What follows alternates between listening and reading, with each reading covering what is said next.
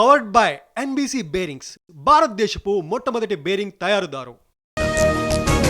దేశంలో మొదలైన జీఎస్టీ పండుగ, అమల్లోకొచ్చిన కొత్త స్లాబ్లు, పేద మధ్య తరగతికి ఊరట.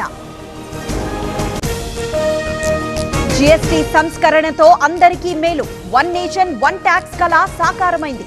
దేశ వృద్ధి రేటు మరింత పెరుగుతుందన్న మోదీ. మేడ్ ఇన్ ఇండియా ఉత్పత్తులే వాడండి, మరోసారి ప్రజలకు ప్రధాని పిలుపు. మోదీ నినాదానికి చంద్రబాబు మద్దతు.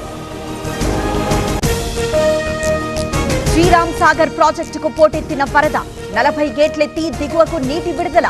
ఇన్ఫ్లో 2 లక్షల క్యూసెక్కులు. రేపు మేడారంలో రేవంత్ రెడ్డి పర్యటన, అభివృద్ధి ప్రణాళిక ఖరారు చేయనున్న సీఎం. ఏర్పాట్లపై మంత్రి సీతక్క సమీక్ష. శ్రీశైలం జలాశయానికి భారీగా వరద, 10 గేట్లు 10 అడుగుల మేర ఎత్తివేత. కొనసాగుతున్న విద్యుత్ ఉత్పత్తి. ఇవాళ ఉత్తర బంగాళాఖాతంలో అల్పపీడనం, ఏపీలో పలు జిల్లాలకు భారీ వర్ష సూచన. 25న మరో అల్పపీడనం ఏర్పడే అవకాశం. కాసేపట్లో 3వ రోజు ఏపీ అసెంబ్లీ, పలు బిల్లులు ప్రవేశపెట్టనున్న ప్రభుత్వం. వ్యవసాయంపై చర్చ. శ్రీశైలంలో పెరిగిన భక్తుల రద్దీ, దసరా సెలవులతో తరలివచ్చిన భక్తులు. దర్శనానికి 2 గంటల సమయం.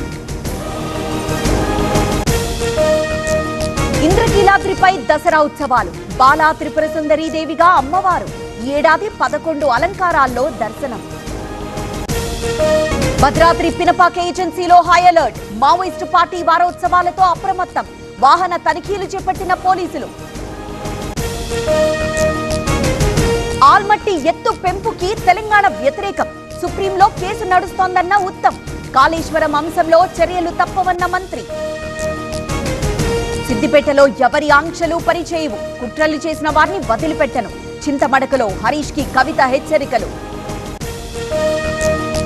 ఎన్టీఆర్ జిల్లా తిరువూరులో కూలిన గోడ, 4గురికి తీవ్ర గాయాలు, ఆసుపత్రిలో చికిత్స. అనంతపురం జిల్లా గుంతకల్లులో ఉద్రిక్తత, నవరాత్రి ఫ్లెక్సీలను చించేసిన యువకులు. చర్యలు తీసుకోవాలని ఆర్యవైశ్యుల ఆందోళన. నిండు కుండల నాగార్జున సాగర్, 26 గేట్లెత్తి దిగువకు నీటి విడుదల. కొనసాగుతున్న విద్యుత్ ఉత్పత్తి. సూపర్ 4లో భారత్ ఘన విజయం, పాక్ ఎప్పటికీ ప్రత్యర్థి కాదు. గట్టి పోటీ ఉంటేనే అనాలన్న సూర్యకుమార్.